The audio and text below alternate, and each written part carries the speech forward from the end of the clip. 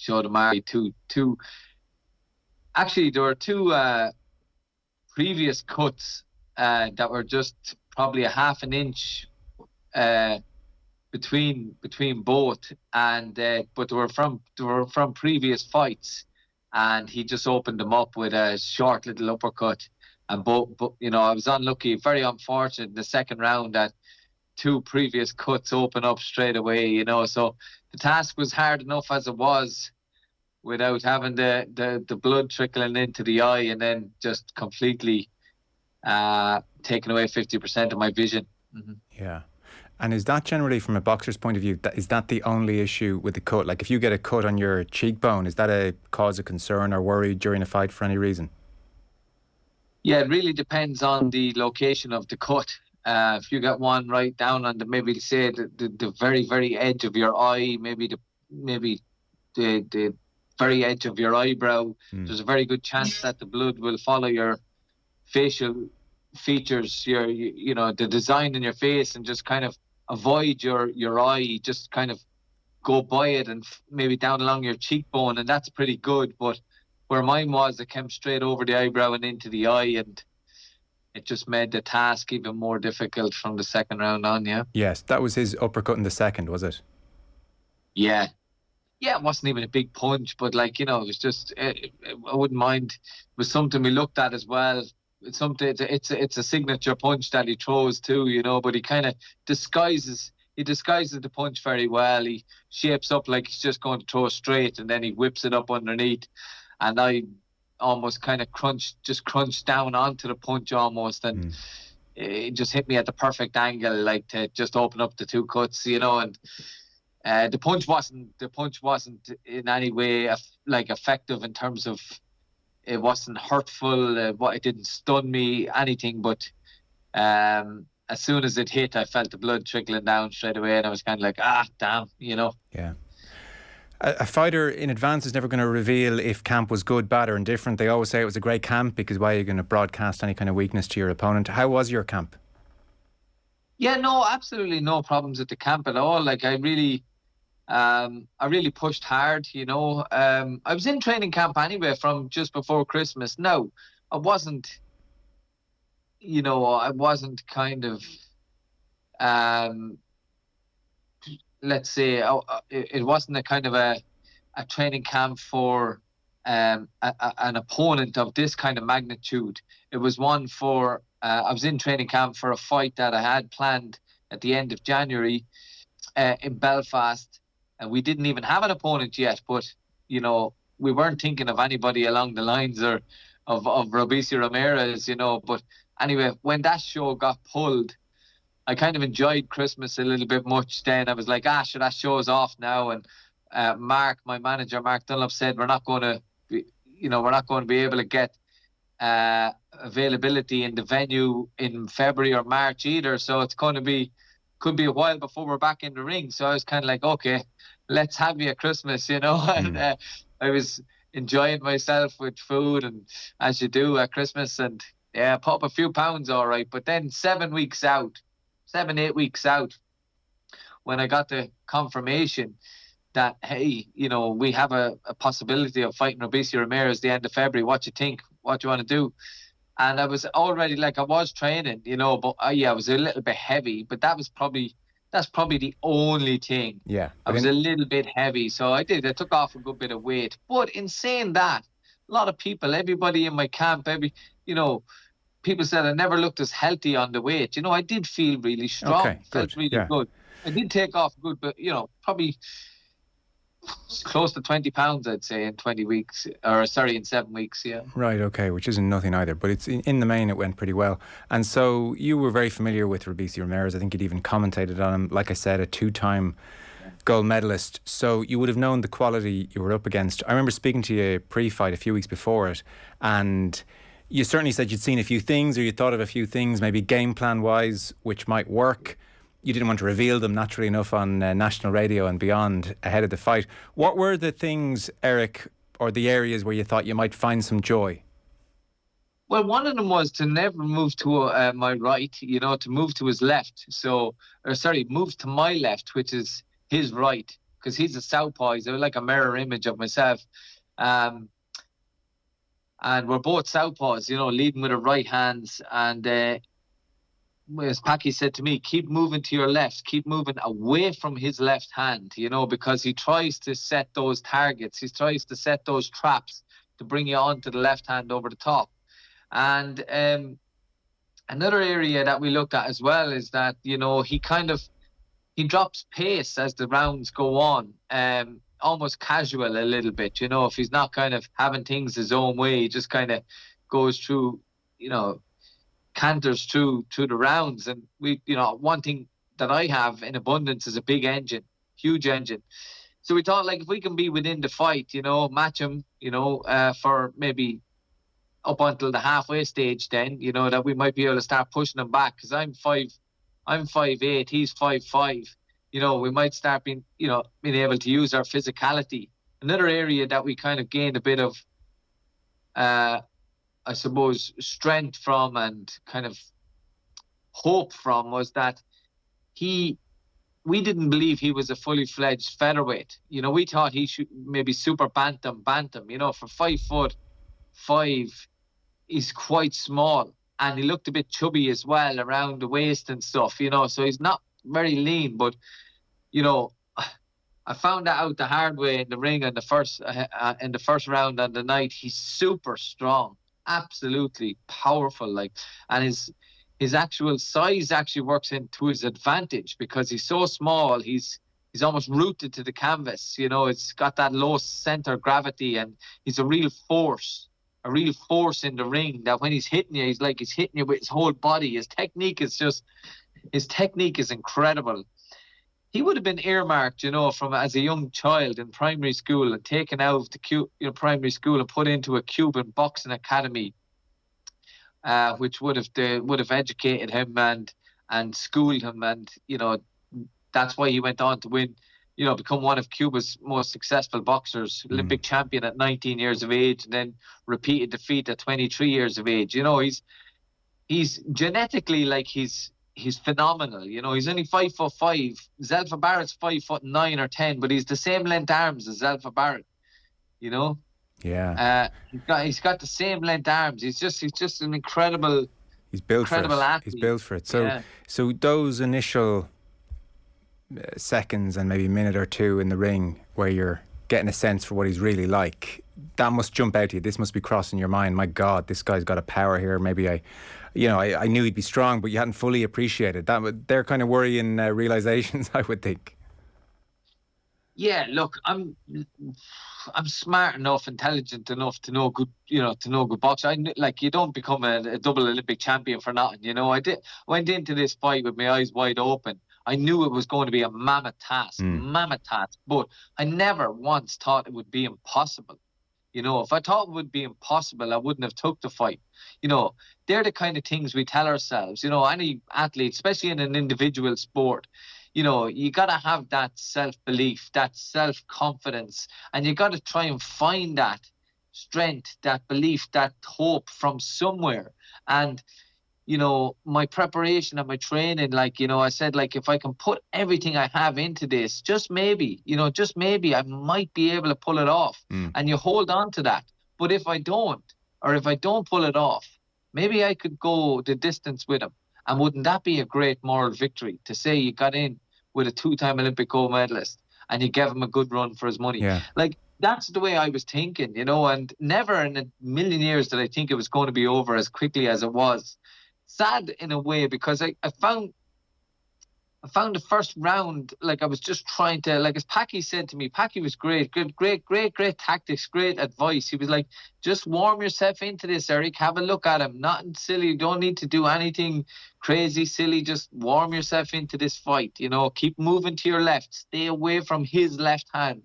And we did, as best we could, but then I kind of lost my balance in the first round, and he kind of advanced at me, and he kind of threw a punch. It was a shoulder punch or whatever. It caught me. Anyway, I got caught on my heels and I fell over.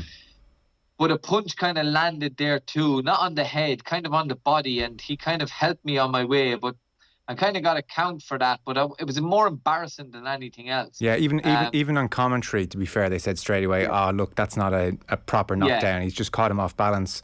I guess where anyone watching, because it was on Sky Showcase, and a lot of people would have seen it, the uppercut certainly in the second round, which we mentioned, which is the cut, and then it was a third round stoppage.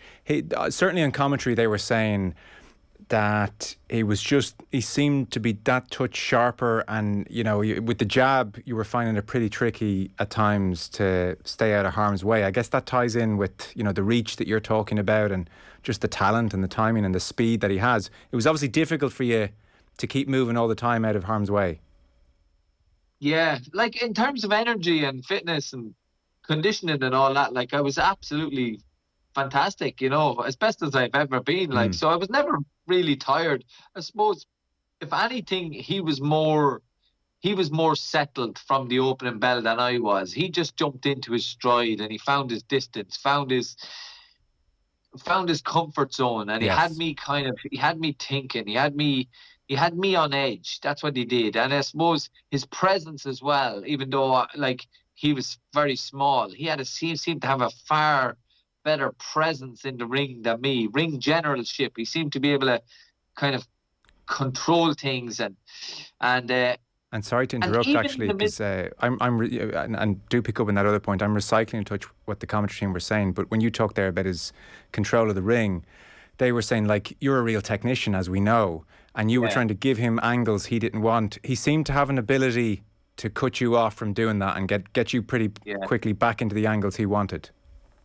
Absolutely, yeah. He's just very advanced in his thinking, in his technique and everything. Just like, I knew I was in against someone very special, Joe. Very good, very early on, and I knew I was going to have my work cut out. But never did I feel overawed. I never felt like, oh my God, this is like, I just said, okay, right. I understood that this is quite difficult now, but I need to try and resolve this. I need to try and find my way into this fight. And then after the second round, after the embarrassing knockdown in the first, we kind of just had to compartmentalize. Don't mind that, Packy said. Look, just get back in. Just keep moving to your left. Keep working that jab. Keep him at the end of your jab. Don't allow him in, and warm yourself into this fight. And then in the second round, even though I did get cut, I felt a little bit better about myself. And I felt like I was starting to feel him and feel his punches and blocking some of his shots. Yeah, he was throwing a couple of jabs and getting them in there, but there was no real power or no effect on them. So when I got to the end of the second round, albeit kind of thrown by the cut, but I was happier in myself, much happier than I was after the first. And I was kind of like, okay, I'm going in the right direction here, Now, we always thought that with the second half of the fight is where we would maybe start to get a bit of success in the fight, that we might be able to start pushing them back. But obviously went out in the third round and the blood started trickling again. I stepped forward, I pushed him back. I thought, this is good. I stepped forward, hit him a right uppercut a hook to the body and a hook up the middle, straight up between his defense, and landed both of the shots. But I don't think the headshot had really much of an effect on him. But what it done was the opposite of what I hoped it would do. It woke him up. And it woke him up instead of putting him back. But anyway, then he just really advanced at me again. And of course, his balance seemed to be, the way he moved was a very formidable, kind of a strong force, a strong presence in the ring. It's like his feet are stuck to the ground, rooted to the ground very strongly. I was kind of a little bit imbalanced, kind of a bit shaky, jerky on my toes, and I went back on my heels. Kind of, again, wasn't really balanced when he advanced forward, and I turned my right shoulder to him, and it was my right eye that I couldn't see through. So I almost braced myself. I turned my right shoulder, had my both hands covering my face, and he threw a left hook that hit me behind the ear. So it's almost like between the back of your head and the side of your head, right there, and it just really scrambled my brains. It was really a powerful punch. One of the heaviest punches I've ever been hit with. Right. And I know Zalfa Barrett hit me with a big punch, but that kind of took my feet out from under me and left me on the canvas. That was more like instant and boom, you're on the ground. With this one here, almost had that ricocheting effect that it was going on and on, like boom, boom, boom, boom, boom in my head. You know, it was really serious punch. And then, of course, your instinct is to, you know, you're a fighter, you want to fight, you know, and referee made a good call. I think he did, yeah. You could see you were a bit shaken, and geez, the way you've described it there, that does not sound pleasant. No. At 36, this was your 16th fight. Where does that leave you? Where does that leave your future and your appetite to keep going? Oh, yeah, I knew this question was going to come. Look, I mean, when I started out on this journey of professional boxing, I was 3 years in retirement, and I really wasn't doing much in terms of, but I kept up a bit of fitness and stuff like that, but I wasn't really competing or doing anything. A few sparring sessions here and there, and that was about it. But you know, I started off and I set myself a goal of an Irish title. I said, wouldn't it be wonderful? You know, I won that Irish title, Celtic title. You know, I got there. And then I said, maybe I could push towards a European, you know, and unfortunately the European title never came around. There was one stage where I was supposed to box for the EU title, and I picked up an injury, so it never actually materialized. But I got 2 offers to step up to world level, one against Zalfa Barrett and one against Robeisy Ramirez. You know, I came very close to pulling it off against Barrett. Yeah. And I didn't really get close at all against Robeisy Ramirez. But ultimately, I came up short on both of them, you know. So world level is obviously, you know, at 36, it's just a bridge too far, step too far, and probably turned professional too late in my life to actually really be serious about challenging for world honours. So I don't think I'd go back to that level, you know. I don't think I'd go back even if anybody offers me, you know, whatever, a chance, a shot. I can't probably. I don't think so. But if there is an opportunity at European, maybe I'll consider it. But I am very much well aware that I'm in the final chapters of my career. You know, I'm very happy as well. I'm very proud of everything I've achieved. I'm not done. I'm going away at the weekend with my wife Laura. We're going to Rome, and we're really looking forward to just a nice little breakaway. And when I come back, I'll have a chat with Mark Dunlop, my manager, and I'll talk with Laura and my family and my sponsorship team as well. Do you know something, Joe? When I got the call to step up to world level, like, you know, and fight Barrett and fight Robeisy Ramirez. Now, you have to understand that I'm being brought in to lose. I know, you know? Yeah. They're not bringing me in there to win. No, you're cannon fodder. Yeah, I'm the B side. I'm brought in for these guys, professional A side guys who are on the cusp of world championship titles, to showcase their skills in front of everybody. And I'm aware that I'm not, you know, I'm under no illusion. You know what I mean? Like that things are in my favor. They're not. But that's when I say, right, a challenge accepted, you know. But for me to do that, I needed a lot of backing, you know. I had to talk to sponsors. I had to talk to my coach, Packy, Mark, my family, because I'm a self-employed person. I had to take time off work to try and do this, and I needed people to believe in me and back me. So I just want to very quickly, just if you don't mind, just want to mention my sponsorship team who really got behind me and allowed me to chase my dreams. So Bear and Pint, okay, they've been a great support. The Owl Shebeen Athy, A&A Pharmacy Athy, Liffey Crane Hire, Novo Technologies, Smart Techs, Vicky McGinn Physiotherapy in Drogheda, and Sean Kilroy Fitness in Drogheda. They've got behind me and let me chase my dreams for the last 8 weeks, and made sure that everything was okay, that I didn't have to worry about too much. All I had to do was focus on my training and resting and be in the best possible shape, physically, mentally, emotionally, spiritually, every way. And I can't thank them enough. Because I don't know, like, as I said, I don't know if I will fight again. I really don't know. I'm not saying I'm retiring or anything like that, because I don't know what else is out there for me. if there's a European shot, I will definitely consider it. But if not, I think I would be happy with everything I have achieved. And walking out in front of 15,000 fans the other night, you know, was a dream come true. Yeah, I would have set up. It looked amazing. Looked great. It was absolutely incredible. And I would have sat at home a few years ago when I would have been dealing with my own demons, my own inner demons, and the crutches that I was using to get through life at times, at very difficult times in my life. And I would have sat down and looked at big fights in Vegas, big fights in New York, and I would have been like thinking, oh God, I'd love to be there. I wonder what that would be like, you know, or I could have done that, you know. In the back of my mind, I was saying maybe I could have done that, but do you know what? I've done that now. I actually done it, and it didn't get the result that I wanted, but I actually done it. No, and actually, sure. I'm only after thinking of one thing while I was talking there as well.